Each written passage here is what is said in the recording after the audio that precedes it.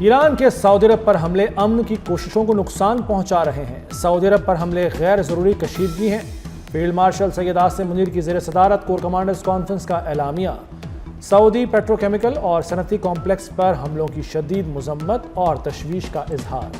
شرکاء نے کہا کہ سعودی عرب نے سنگین اشتعال انگیزی کے باوجود تحمل اور محتاط رویے کا مظاہرہ کیا۔ سعودی رویے سے ثالثی کی راہ ہموار ہوئی۔ ایسے حملے امن کوششوں کو متاثر کرتے ہیں۔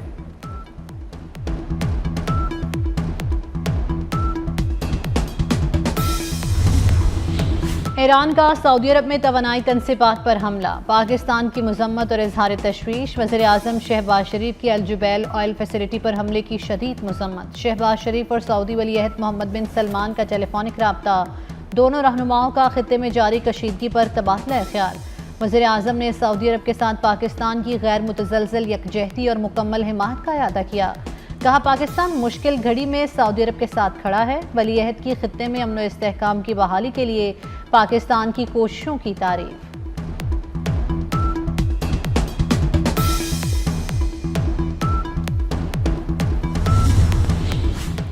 سعودی معیشت کو نشانہ بنانا کسی صورت قابل قبول نہیں۔ سعودی عرب پر حملوں سے کشیدگی بڑھے گی۔ وزیر اطلاعات عطا تارڑ نے خبردار کر دیا۔ کہتے ہیں معاشی تنصیبات پر حملوں کا جواز نہیں۔ سعودی عرب نے تحمل کا مظاہرہ کیا۔ سعودی عرب نے معاملات دفاع تک رکھے۔ ٹرمپ کی ڈیڈ لائن میں 8 گھنٹے باقی۔ امریکی صدر نے ایک اور خطرناک دھمکی دے دی۔ ایرانی تہذیب کو صفحہ ہستی سے مٹانے کا اعلان۔ کہا ایک تہذیب آج رات دم توڑ دے گی۔ یہ تہذیب کبھی دوبارہ واپس نہیں لائی جا سکے گی۔ میں نہیں چاہتا کہ ایسا ہو، لیکن غالباً ایسا ہی ہوگا۔ ہم آج رات اہم ترین لمحات دیکھیں گے۔ بھتہ خوری، بدعنوانی اور موت کے 47 برسوں کا خاتمہ ہوگا۔ ابھی ڈیڈ لائن میں وقت ہے۔ امید ہے ایران سے اچھا جواب ملے گا۔ امریکی نائب صدر جے ڈی وینس کی ہنگری میں نیوز کانفرنس۔ کہا ایران کا جواب مثبت نہ ہوا تو امریکہ اور اتحادی اپنے دفاع کے لیے تیار ہیں۔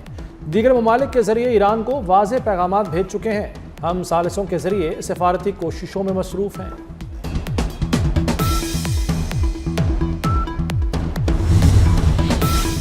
وزیر خارجہ اسحاق ڈار نے کہا ہے کہ ایران امریکہ تنازع میں پاکستان ثالث کا کردار ادا کر رہا ہے۔ پیر کی رات بہت خطرناک پیش رفت ہوئی۔ اسرائیل نے ایران پر حملہ کر دیا۔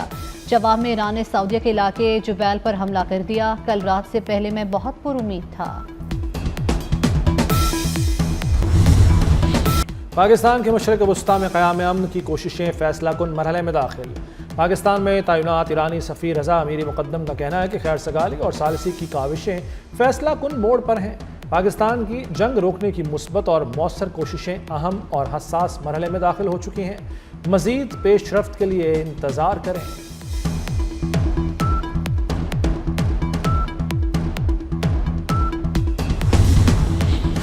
ایران پر حملوں کی ڈیڈ لائن قریب آ گئی۔ پاکستان اور مصر کی جنگ بندی کی کوششیں تیز۔ اسحاق ڈار کا مصری وزیر خارجہ سے ٹیلی فونک رابطہ، خطے کی صورتحال پر تبادلہ خیال۔ دونوں رہنماؤں نے کشیدگی کم کرنے اور مذاکرات کی ضرورت پر زور دیا۔ پاکستان اور مصر کا صورتحال پر قریبی رابطے میں رہنے پر بھی اتفاق۔ اسحاق ڈار کا بحرین کے وزیر خارجہ ڈاکٹر عبداللطیف الزیانی سے بھی رابطہ، حالیہ علاقائی صورتحال پر گہری تشویش کا اظہار۔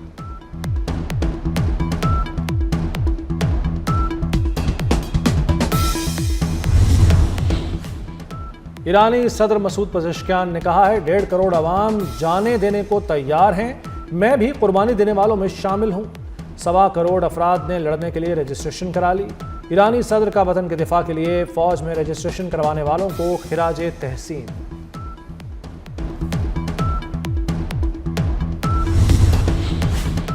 امریکہ اور اسرائیل کے ایران پر شدید حملے۔ امریکہ کی ایک بار پھر خارق جزیرے پر بمباری۔ خارق میں تیل ذخیرہ کرنے کی تنصیبات ہیں۔ ایرانی تیل کی ترسیل کی پائپ لائن بھی ہے۔ اسرائیل نے تبریز زنجان ہائی وے پر حملے کیے۔ شہر کا کاشان میں ریلوے پل کو نشانہ بنایا۔ بجلی کی ٹرانسمیشن لائن پر بھی بمباری۔ کرچ کے مختلف حصوں میں بجلی کی سپلائی متاثر۔ رات سے جاری حملوں میں 35 افراد شہید ہو چکے۔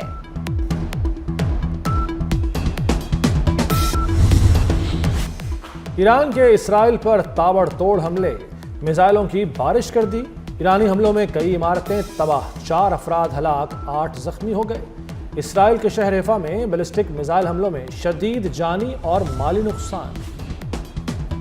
امریکہ اسرائیل ناکامیاں چھپانے کے لیے اندھا دھند ٹارگٹ کلنگ کر رہے ہیں۔ ایرانی وزیر خارجہ عباس عراقچی کی کڑی تنقید، کہا دشمن کی کارروائیاں ایرانی قوم کا حوصلہ پست نہیں کر سکتی، ایسے اقدامات ایرانی عوام کے عزم کو مزید مضبوط کرتے ہیں۔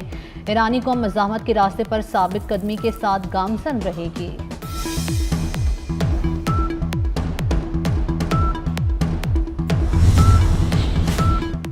ایرانی سپریم لیڈر مجتبیٰ خامنائی کے حوالے سے برطانوی اخبار کا بڑا دعویٰ سامنے آ گیا۔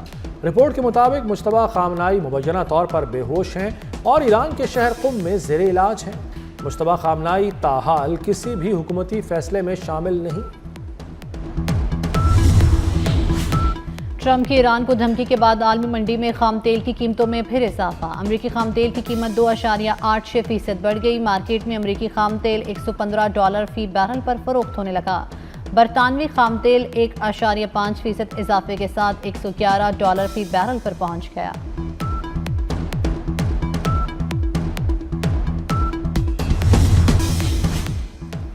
استنبول میں اسرائیلی قونصلیٹ کے باہر فائرنگ، ترک میڈیا کے مطابق فائرنگ سے 3 افراد ہلاک ہو گئے۔ سیکیورٹی اہلکاروں نے جائے وقوع سے ایک مشتبہ شخص کو حراست میں لے لیا۔ اسرائیلی وزارت داخلہ کے مطابق ترکی میں کوئی اسرائیلی ڈپلومیٹ اس وقت موجود نہیں۔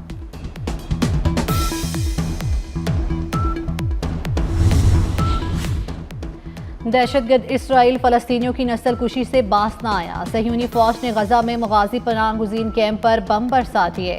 اسرائیلی فوج کے حملے میں 10 فلسطینی شہید، متعدد زخمی ہو گئے۔ عرب میڈیا کے مطابق اسرائیلی فوج نے اسکول کے باہر بے گھر افراد کے خیموں کو نشانہ بنایا۔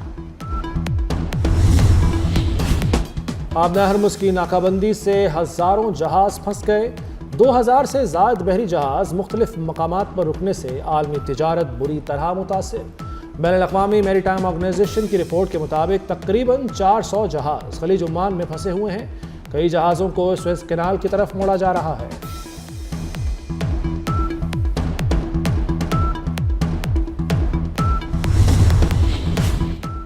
ایران جنگ کی عالمی معیشت پر منفی اثرات ہوں گے، مہنگائی مزید بڑھے گی۔ عالمی مالیاتی ادارے نے خطرے کی گھنٹی بجا دی۔ IMF کی سربراہ کرسٹینا جارجیوا کا کہنا ہے کہ ایران جنگ فوری ختم ہونے پر بھی عالمی معیشت پر اس کے منفی اثرات برقرار رہیں گے۔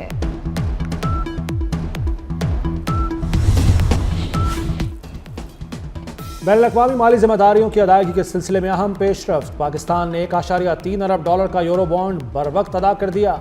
وزارت خزانہ کے مطابق یورو بانڈ 8 اپریل 2026 کو میچور ہوا، جو مکمل طور پر واپس کر دیا گیا۔ پاکستان نے $126 بلین کے کوپن واجبات بھی ادا کر دیے۔ اسلام آباد کے شہریوں کے لیے بڑا ریلیف۔ وزیر داخلہ محسن نقوی کا موٹر سائیکل ٹرانسفر فیس کو 1 ماہ کے لیے ختم کرنے کا اعلان۔ اسلام آباد کے شہری 1 ماہ تک موٹر سائیکل مفت رجسٹرڈ کرا سکیں گے۔ سندھ کے علاوہ ملک بھر میں سمارٹ لاک ڈاؤن آج سے نافذ۔ بازار اور شاپنگ مالز رات 8 بجے بند کر دیے گئے۔ ڈپارٹمنٹل سٹورز بھی رات 8 بجے بند۔ بیکریاں، ریسٹورانٹس اور تنور رات 10 بجے تک کھلے رہیں گے۔ میڈیکل سٹورز، فارمیسیز کے اوقات کار پابندیوں سے مستثنی۔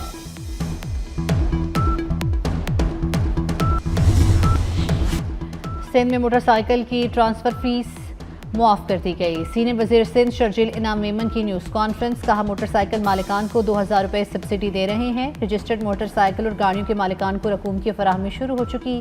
کسانوں کو $1500 دیے جا رہے ہیں۔ 25 ایکڑ سے کم زمین کے مالکان کو رقم منتقل کی جا رہی ہے۔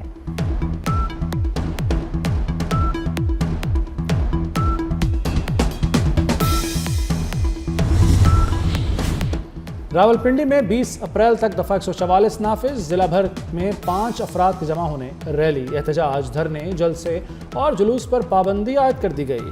دفعہ 144 ڈسٹرکٹ انٹیلیجنس کمیٹی کی سفارش پر نافذ کی گئی۔ سانحہ 11 سیکٹر کے شہداء کی لازوال قربانی کی 14ویں برسی۔ سیاچن کا محاذ دنیا کا بلند ترین میدان جنگ۔ 7 اپریل 2012 کو سیاچن کے محاذ پر انتہائی دلسوز حادثہ پیش آیا۔ وطن کا دفاع کرتے ہوئے 129 فوجی جوانوں نے جام شہادت نوش کیا۔ ویساکھی میلے کے لیے پاکستان نے 2800 سے زیادہ بھارتی یاتریوں کو ویزے جاری کر دیے۔ نئی دہلی میں پاکستان ہائی کمیشن سے ویزے ملنے کے بعد یاتری بیساکھی میلے کی سالانہ تقریبات میں شرکت کر سکیں گے۔ بیساکھی میلے کی تقریبات 10 سے 19 اپریل تک جاری رہیں گی۔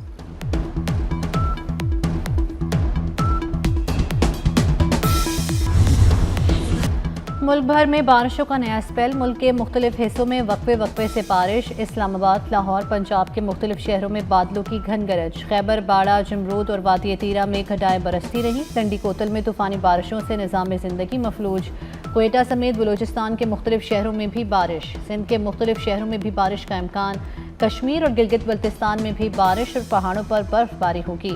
محکمہ موسمیات کے مطابق بارشوں کا سلسلہ مزید 2-3 روز تک جاری رہے گا۔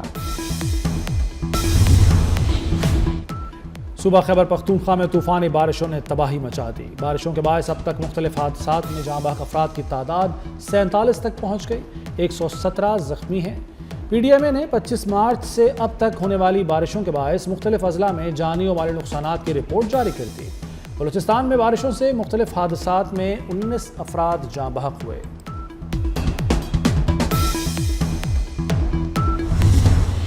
امریکی خلائی ادارے ناسا کے خلابازوں کا آرٹیمس 2 مشن، خلابازوں نے تاریخ رقم کرتے ہوئے زمین سے سب سے زیادہ فاصلے پر پہنچ کر نیا ریکارڈ بنا دیا۔